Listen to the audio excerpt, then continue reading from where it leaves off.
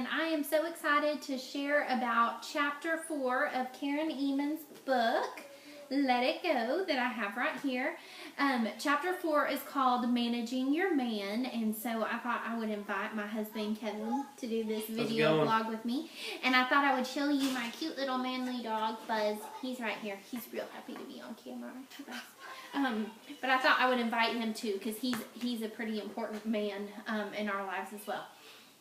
So, me and Kevin have been married 11 years now, and we've had some really good times in our marriage, and then we've had some times where we've struggled a lot in our marriage. And if you've been married for 11 years, I imagine you probably have the same kind of progression. You have up seasons and down seasons. So, we thought we'd share with y'all a little bit about one of our down seasons, which was mostly due to financial circumstances.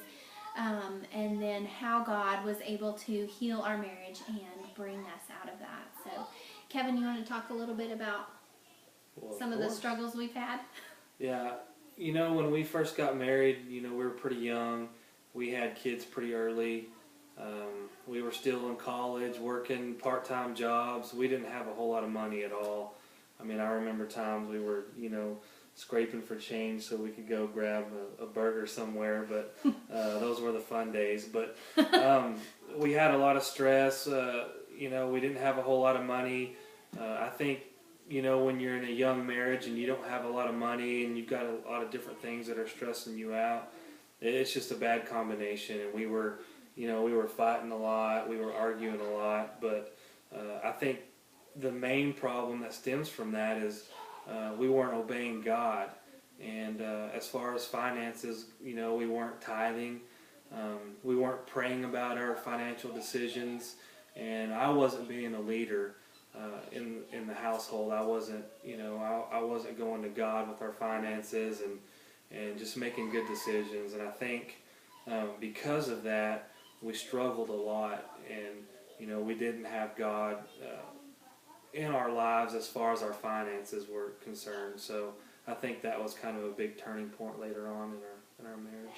Yeah, and one of the, we had a really bad time when what I had done was I had chosen to get a lot of credit cards and put a lot of our expenses on those credit cards. So that somehow I thought if I could control this and if I could hide it from Kevin, things would be better that way, and I would just put things on credit cards for a while and then I'd get them all paid off, and he would never know and everything would be all good. Unfortunately, it didn't turn out that way. I kind of got in over my head with debt, and a big part of the reason I did that was because I was worried that if he knew what was going on and if he knew the struggle we were having with our finances, that somehow, you know, it would just set him off and he would be really angry with me and our marriage would just go downhill from there. So I thought if I could just control it and hide it, that would be better. But God kind of really, he brought me to a place where I had to get open with Kevin and honest and tell him exactly what had happened. And that was a big point for me because I had to go through a lot of healing of my own baggage, and I actually went to counseling for a couple of years to help heal from that. And Kevin, tell them a little bit about what you did during that time period. Yeah, and during that time period, like I said, we had some serious issues. You know, the D word came up, divorce, a lot. Several times. So we were having a hard time, and finally, you know, I tried to fix it myself. I think, you know, Stephanie, I think you thought you could fix it yourself, and we finally got broke down so much.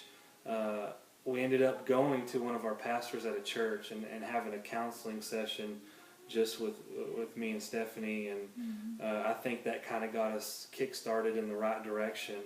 And, you know, thank goodness this pastor was put in my life because we started meeting once a week, and for me, that was big because I had an accountability factor in my life now. I met with this pastor and we talked, we got into the Word, we read the Bible together, we read some passages.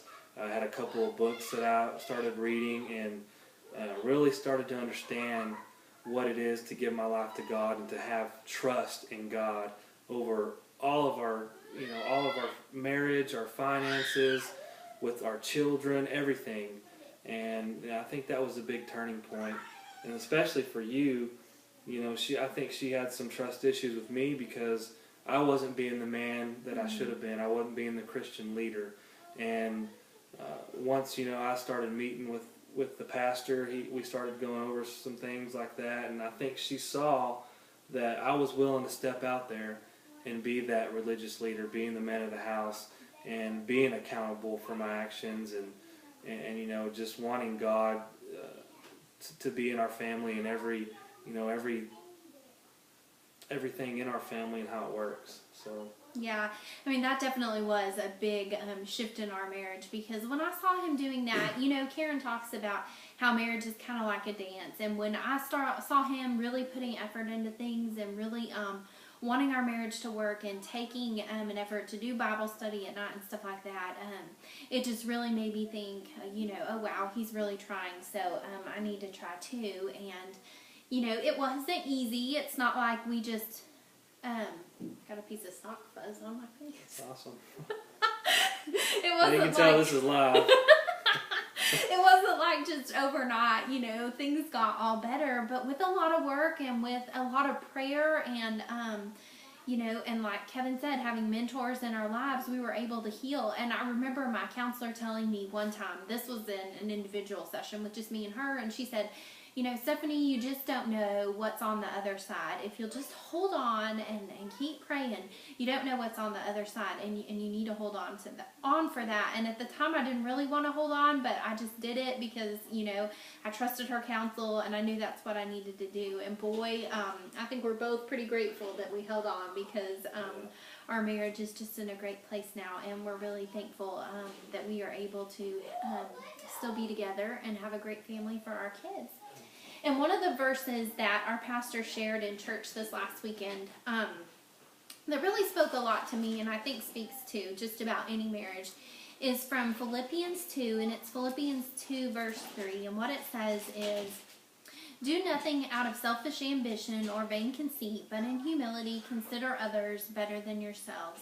I think that's just a huge guiding principle for your marriage, to consider your spouse's needs better than yourself. Just like Christ came and considered what our needs were over and above himself. He died on the cross for us, and so that, you know, so that we could have a relationship with him.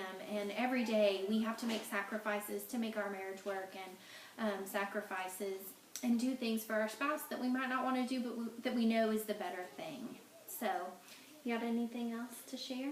Just that, you know, a lot of couples get married and they go through these seasons, and it is tough. You know, I'm not going to lie to you, it was tough. I mean, it was tough. We had some rough times. And I know everybody goes through those, because you are going to have stress in your life. You're going to have financial hurdles to go over, things with your kids, maybe in your job, whatever you do. And if you don't seek God, if you don't go to counseling, if you don't step up and be that leader, then of course I think it would have been very easy for us to give up and you know, the D word, divorce. Absolutely. And what I would say, and I know what my wife would say too, is that it is way greener on the other side. It is, you know, we're enjoying our family. We're tithing now. We're praying to God about decisions.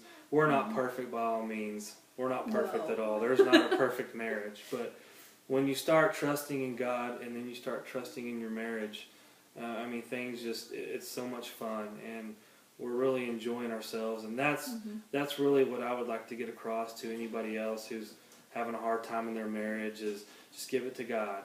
I'm not saying it's going to fix it overnight. The next week, it may be a year or two, but it's so much greener on the other side. Absolutely. And so I really want to encourage y'all that if you get a chance, and if your spouse is willing to do the little questionnaire that's in the back of chapter 4, and it just kind of it's kind of a little quick assessment to see what areas you might be more controlling in, and what areas your spouse might be more controlling in, and how you can kind of meet in the middle, because it really is, like Karen described, just a beautiful kind of dance when you know, you look at the areas that you both have strengths and weaknesses in, and how God has paired you absolutely perfectly together. So I look forward to reading y'all's comments in the comment section. It was great to spend some time with y'all. I'm glad you got to meet my husband. And we'll see y'all later.